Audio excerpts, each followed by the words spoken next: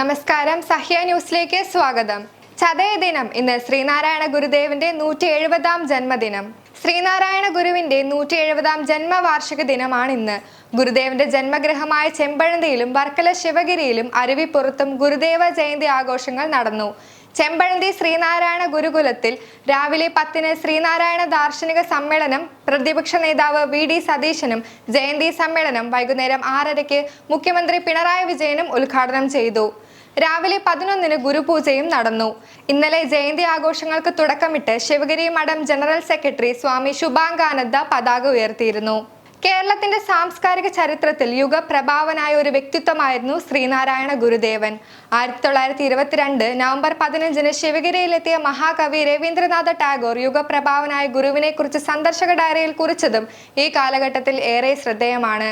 ശ്രീനാരായണ ഗുരുവിന് തുല്യനായ, അദ്ദേഹത്തെക്കാൾ മികച്ച ഒരു മഹാപുരുഷനെയും എനിക്ക് ദർശിക്കാൻ സാധിച്ചിട്ടില്ല.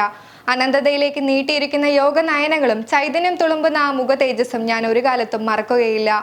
നാണുവാശാൻ എന്നറിയപ്പെട്ടിരുന്ന നാരായണ ഗുരു 1855-ൽ തിരുവനന്തപുരത്തെ ചെമ്പഴന്തി എന്ന ഗ്രാമത്തിലാണ് ജനിച്ചത്. ഗുരുജയന്തിയുടെ ഓർമ്മയിലാണ് എല്ലാ വർഷവും ശ്രീനാരായണീയ പ്രസ്ഥാനങ്ങളുടെ നേതൃത്വത്തിൽ ചതയ ദിനാഘോഷം സംഘടിപ്പിക്കുന്നത്.